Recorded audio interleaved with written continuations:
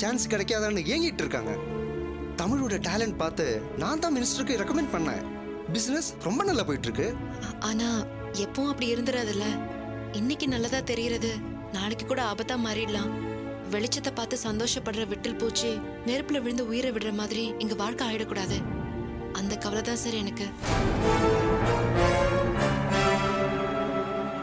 அல்ப சந்தோஷத்துக்கு ஆசைப்பட்டு ஆபத்தை விலைக்கு வாங்க கூடாதுங்க. நான் முன்னெச்சரிக்கையா இருக்கிறது தப்பு ஒன்றும் இல்லையே.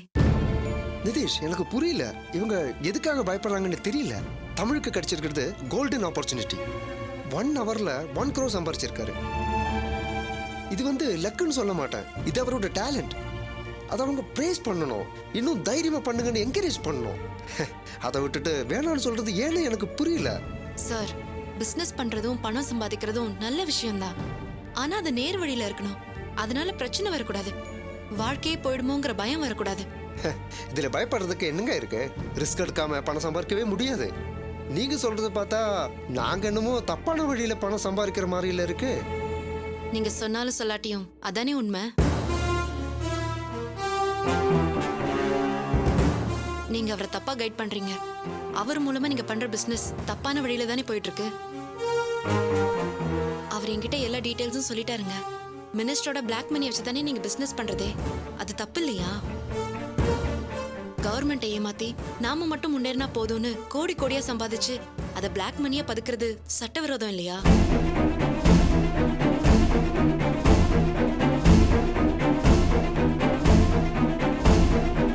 நீங்க இவ்வளவு நாளா அதான் பண்ணிட்டு இருக்கீங்கன்னா அது உங்களோட விருப்பம். அதை நான் கண்ட்ரோல் பண்ண முடியாது, கண்ட்ரோல் பண்ணவும் கூடாது. ஆனா அவரை விட்டுருங்களேன். சாரி சிஸ்டர், நீங்க இப்படி பேசுறது என்னால டைஜஸ்ட் பண்ணிக்கவே முடியல. நீங்க என்ன ஒரு கிரிமினல் மாதிரி நினைச்சு பேசிட்டு இருக்கீங்க. சாரி சார், நான் பேசினது உங்களை காயப்படுத்தியிருந்தா தயவு செஞ்சு என்ன மன்னிச்சிருங்க. உங்களை நோகடிக்கிறது என் நோக்கம் இல்ல. என் ஹஸ்பண்டுக்கு எந்த ஆபத்தும் வந்துடக்கூடாதுன்னு அந்த பயத்துல தான் பேசிட்டு இருக்கேன். சிஸ்டர், அந்த மாதிரி எந்த ஆபத்தும் வராது. அப்படியே வந்தாலும் அவரை பாத்துக்கிறதுக்கு நாங்க இருக்கோம். ப்ராமிஸா சொல்றேன், அவரை ரொம்ப சேஃபா பாத்துப்போம். சில விஷயங்களை நம்ம வெளிப்படையா பேசுறது நல்லதுன்னு நினைக்கிறேன். பேசுங்க சிஸ்டர். பிசினஸ் பண்றவங்கள நல்லபடியா பாத்துப்பேன்னு சொல்றீங்க, ப்ராமிஸ் பண்றீங்க. ஆனா நிதிஷோட ஃப்ரெண்ட் ஒருத்தர், அவரு உங்களுக்கும் ஃப்ரெண்டாமே, அவர் என்ன பண்ணீங்க? உங்களால போலீஸ் கேஸ் எல்லாம் ஆகி 3 வருஷம் ஜெயில இருந்திருக்காரு. நீங்க அவரை காப்பாத்தினதா தெரியலையே.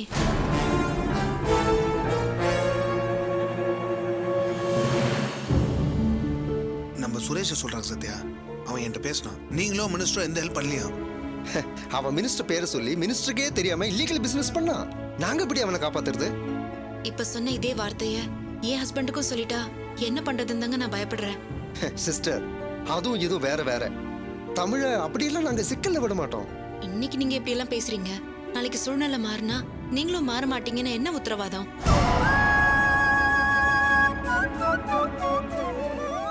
பிரச்சனைன்னு வந்தா முதல்ல நீங்க தப்பிக்க தான் ட்ரை பண்ணுவீங்க. நாங்களே வந்து உதவி கேட்டாலும் எங்களால முடியாத சூழ்நிலைன்னு சொல்லி கைவிரிச்சிருவீங்க. அப்புறம் அவரை காப்பாத்த நாங்க எல்லாத்தையும் இழக்க வேண்டியதா இருக்கும். பணத்துக்கு பணமும் போய் அவரையும் எழுந்து நான் நடுத்தருவில் அனாதையா நிக்கிற மாதிரி ஆயிடும். இதெல்லாம் தேவையாங்க?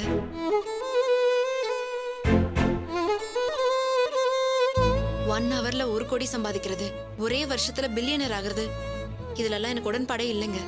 நாம பணம் சம்பாதிக்கிறது எதுக்காக? நிம்மதிக்காக தானே.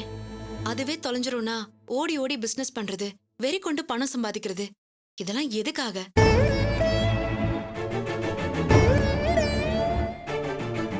எதுலயும் வேகம், எல்லாத்துலயும் வேகம்னு வேக வேகமா ஓடி அதள பாதாளத்துல விழறத விட நிதானமா சேஃபா டிராவல் பண்றது நல்லதுன்னு தோணுது.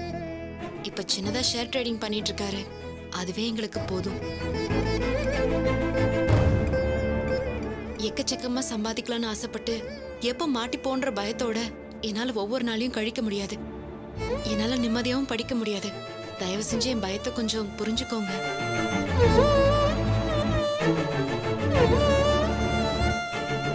நீங்களாம் பொலிட்டிக்கல் பேக்ரவுண்ட்ல இருக்கிறவங்க, ஏதாவது பிரச்சனைனா அதை வச்சு தப்பிச்சிருவீங்க.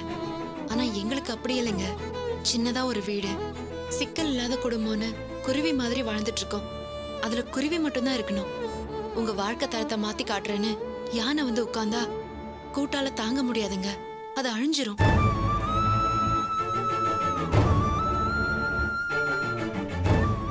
உங்ககிட்ட உதவின்னு கேக்குறது ஒன்னே ஒண்ணுதாங்க. உங்களோட பிசினஸ் அவருக்கு செட் ஆகாதுங்க. அவரை விட்டுருங்க. இனிமே எந்த அசைன்மெண்ட்டும் கொடுக்காதீங்க. இது வரைக்கும் கொடுத்ததையே ரிட்டர்ன் வாங்கிடுங்க.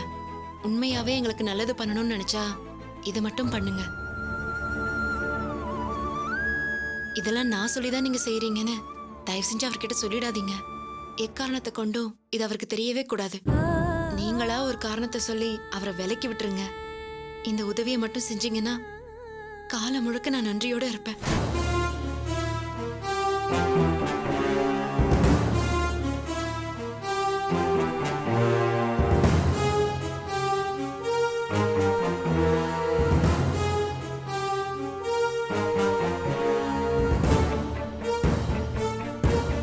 ஓகே சிஸ்டர், நான் கிளம்புறேன். சார், நீங்க எதுவுமே சொல்லாம கிளம்புறீங்க. இதுல சொல்றதுக்கு என்னங்க இருக்கு? யாரோ உங்களை தப்பா கைட் பண்ணி குழப்பி இருக்காங்க. அதனால கண்டதையும் கற்பனை பண்ணி பேசிட்டு இருக்கீங்க. சார், தமிழுக்கு எந்த சிக்கலும் வராம நாங்க பாத்துக்கிறோம். போதுங்களா? நீங்க சென்னை கிளம்புங்க. என்ன நிதிஷ், நம்ம இதை எப்படின்னு எடுத்துக்கிறது? சரிங்கிறாரா இல்ல முடியாதுங்கிறாரா? எனக்கும் ஒண்ணுமே புரியல சிஸ்டர். ஆனா நீ கவலைப்படாதீங்க. நம்ம மனசுல இருக்க எல்லாத்தையுமே நம்ம பேசியாச்சு. ஒரு நல்ல முடிவு தான் எடுப்பான்னு நினைக்கிறேன். இல்லைன்னா நம்ம வேற ரூட்ல போய் சரி பண்ணிடலாம். என்னால முடிஞ்ச வரைக்கும் நான் பேசிட்டேன் நிதிஷ். இனிமே என்ன பண்றதுன்னு எனக்கு புரியல. சரி, நான் சென்னைக்கு கிளம்புறேன். நீங்க நைட்டே எனக்கு டிக்கெட் புக் பண்ணி கொடுத்துறீங்களா? சாரி சிஸ்டர், ஏற்கனவே ட்ரை பண்ணிட்டேன். எல்லா ஃப்ளைட்ஸும் ஃபுல் ஆயிடுச்சு. நாளைக்கு காலையில வேணா போங்களேன். ஆமா அண்ணி, நைட்ல எதுக்கு? இன்னைக்கு ஒரு நாள் ஸ்டே பண்ணிட்டு காலையில கிளம்பிடுங்களேன். சரி லாவண்யா. லாவண்யா, பார்ட்டி டைம் ஆச்சு, கிளம்பலாம். அண்ணி இங்க தனியா இருக்காங்க. நான் எப்படிங்க வர முடியும்? நீங்க மட்டும் போயிட்டு வாங்க. தப்பு லாவண்யா, முக்கியமா உன்னதான் இன்வைட் பண்ணிருக்காங்க. நீ வரலன்னா மிஸ்ஸஸ் லால் கோச்சுப்பாங்க. நம்ம சிஸ்டரையும் கூட்டிட்டு போலாம். அண்ணி, ஒரு பர்த்டே பார்ட்டி இருக்கு, நீங்களும் வாங்க, நம்ம போயிட்டு வந்துடலாமே. இல்ல லாவண்யா, நான் பார்ட்டிக்கு வர மூட்ல எல்லாம் இல்ல. வீட்ல தனியா என்ன பண்ணுவீங்க? வாங்க நீ போயிட்டு வந்துடலாம். ப்ளீஸ் லாவண்யா, எனக்கு தனியா இருந்தாலே நல்லா இருக்கும். நீங்க மட்டும் போயிட்டு வாங்க. ஏங்க, நான் உங்ககிட்ட சாரி கேட்டுக்கிறேன். நீங்க மட்டும் கிளம்புங்க. லாவண்யா, எனக்காக நீங்க ஏன் போகாம இருக்கீங்க? உங்களை தனியா விட்டுட்டு போக எனக்கு ரொம்ப சங்கடமா இருக்கு அண்ணி. சரி லாவண்யா, என்னால எதுக்கு சங்கடம்? நானும் வரேன். தேங்க்ஸ் அண்ணி. என்னங்க, சீக்கிரம் போய் ரெடி ஆயிடுங்க. வந்துரு சிஸ்டர்.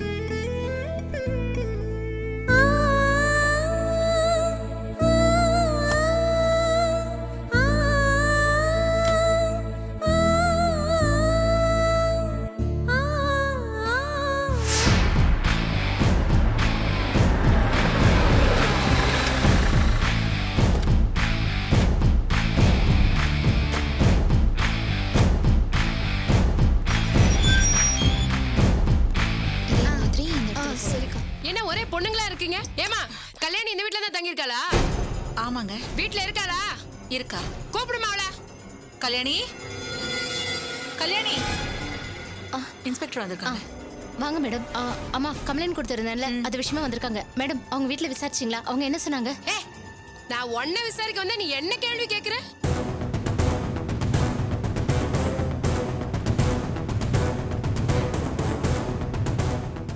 ஆமா, நீ வீட்டுக்கே அடங்குறது இல்லையாமே. உன்னை பத்தி விசாரிச்சல கதையா சொல்றாங்க. மேடம், கம்ப்ளைண்ட் கொடுத்தது நானு. நீங்க அவங்கள விட்டுட்டு ஏன் மேல கோவப்படுறீங்க? ஏய், நான் லேடி இன்ஸ்பெக்டர்ங்கறனால உனக்கு இறக்கம் காட்ட மாட்டேன்னு அன்னைக்கே உன்கிட்ட சொன்னேன். கம்ப்ளைண்ட்டை விசாரிக்கிறதுக்கு முன்னாடி கம்ப்ளைண்ட் கொடுத்தவங்க யோகியதை என்னன்னு விசாரிக்கிறத ஏன் பழக்கம். அப்படி விசாரிச்சு பார்த்ததுல உன்னை பத்தி தாறுமாறா சொல்றாங்க. உன் கேரக்டர் சரியில்லையாமே. மேடம்,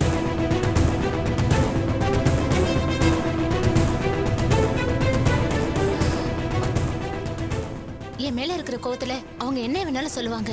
அது ஒரு பொருட்டா மதிச்சு என்ன இப்படி கேள்வி கேக்குறதே தப்பு. ஓஹோ, உன்னை கேள்வியே கேட்க கூடாதுங்கறியா? ஆமா, இது யார் வீடு? உன் வீடு அங்க இருக்கு, இங்க என்ன பண்ற? இது என் ஃப்ரெண்டு வீடு.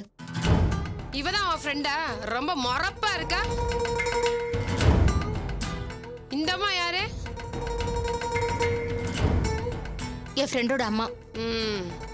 இவங்கெல்லாம் என் தங்கச்சிங்க.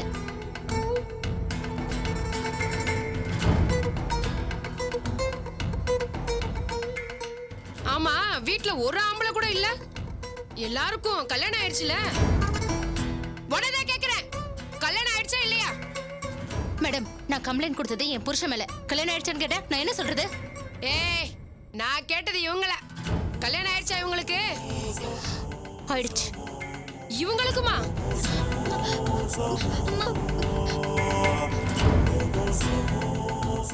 அவங்களுக்கு என்ன ஆகல.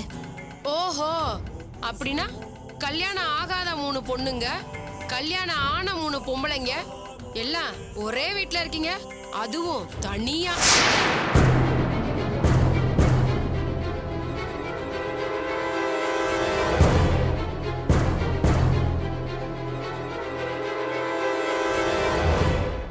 ஏமா, பொதுவா புருஷன் பொண்டாட்டிக்குள்ள பிரச்சனைனா அதை சரி பண்ணி பொண்ணை வாழ வைக்கதான் பாப்பாங்க. ஆனா நீ புருஷனே வேணான்னு பிரிச்சு விட்டுட்டியாமே. இவளும் உன்னை நம்பி புருஷனே வேணான்னு தூக்கி போட்டு வந்துட்டா. 3 வயசு பொண்ணுங்க வேற இருக்கு வீட்ல, ஆம்பளை துணையும் கிடையாது. இதுங்க எல்லாத்தையும் வச்சுட்டு நீ என்ன பண்ற? சாப்பாட்டுக்கு என்ன பண்றீங்கன்னு கேக்குறேன்.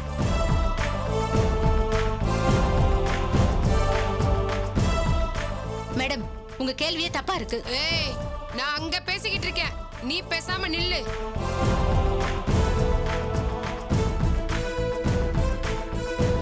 சொல்லுமா, புவாக்கு என்ன பண்ற?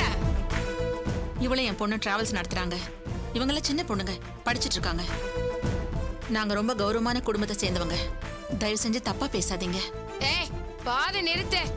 உன் குடும்ப யோகியதை பத்தி எனக்கு தெரியாது. உன் புருஷன் கஞ்சா வித்தவன் தானே? கஞ்சாவை போட்டு கண்ட்ரோல் இல்லாம கேணில விழுந்து சத்தவன் தானே உன் புருஷன்? மேடம், எங்க அப்பாவை பத்தி தப்பா பேசாதீங்க. அவர் எந்த தப்புமே பண்ணல. அவரை கொன்னது காசாசை பிடிச்ச 2 பாவிங்க. அத போய் உங்க டிபார்ட்மெண்ட்ல விசாரிங்க, உங்களுக்கே புரியும். ஏய், காசை கொடுத்தா என்ன வேணான்னு சொல்லுவாங்கடி, அதையெல்லாம் என்னென்னமோ சொல்றியா?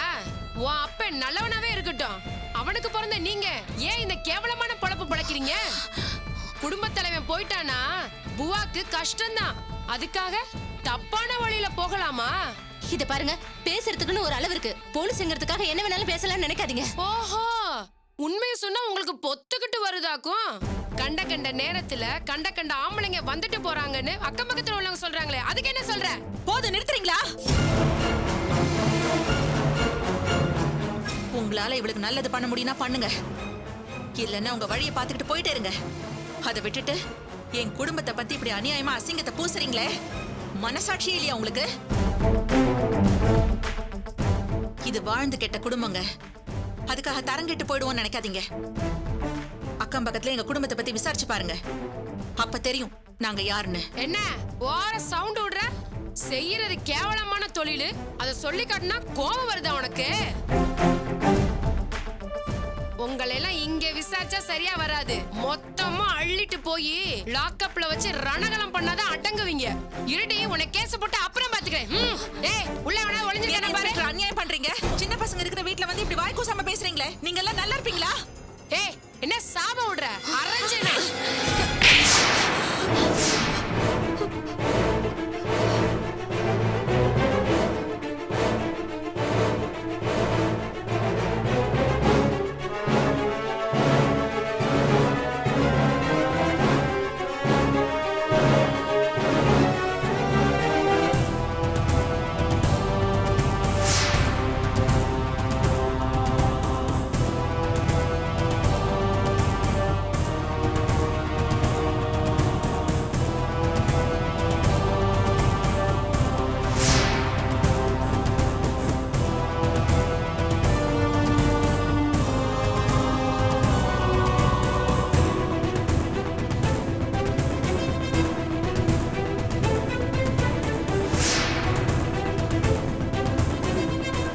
இன்ஸ்பெக்டர்னா பெரிய இவளா?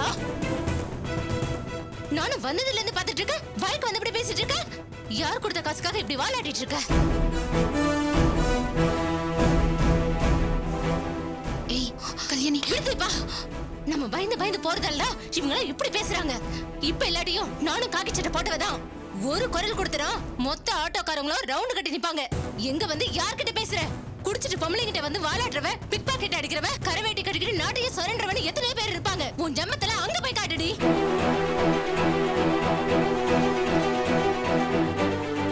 அப்பாவி ஜனங்களை இப்படி அசிங்கமா பேசுறதுக்கு தான் உனக்கு யூனிஃபார்ம் கொடுத்தாங்களா? அதுக்குன்னு ஒரு மரியாதை இருக்கு. அத காத்துல பறக்க விட்டனா கண்ணம் பழுக்கதான் செய்யும்.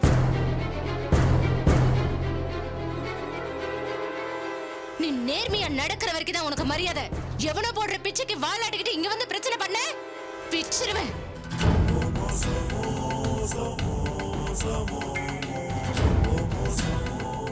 தப்பு பண்ணவங்கள அடிக்கிறதுக்கு உனக்கு அதிகாரம் இருக்குன்னா எனக்கு இருக்கு.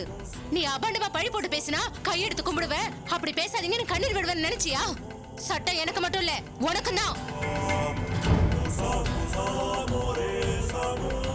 தப்பு பண்ணா தண்டனை கை மேல கிடைக்கும். அது போலீஸாவே இருந்தாலும் சரி.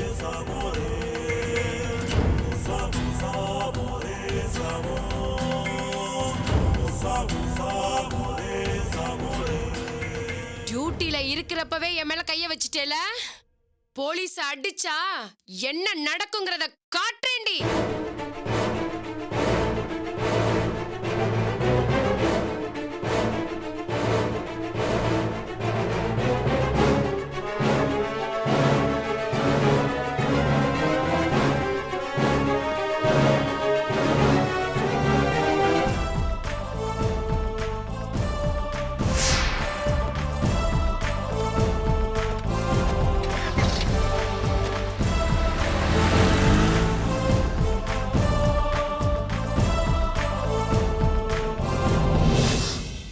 அம்மா என்ன மன்னிச்சிருங்க.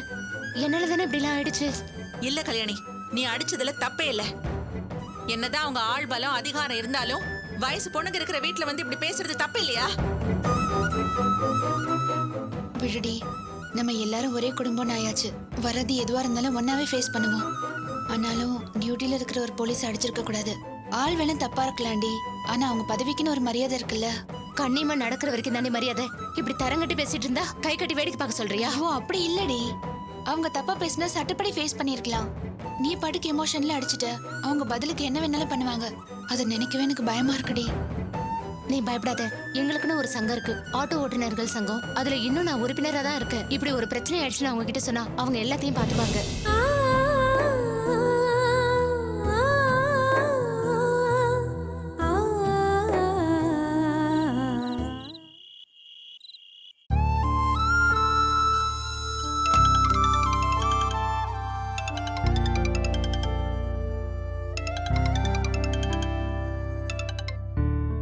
ஹலோ சார், வணக்கம் சார். நானே மேடமுக்கு வாங்க போகிற காலேஜ் விஷயமா உங்களுக்கு ஃபோன் பண்ணலான்னு இருந்தேன். சாரி தமிழ், இனிமே நீங்க அதை பத்தி வரி பண்ணிக்காதீங்க. பிசினஸ் விஷயமாவும் எந்த என்கொயரியும் நீங்க என்கிட்ட பண்ணாதீங்க.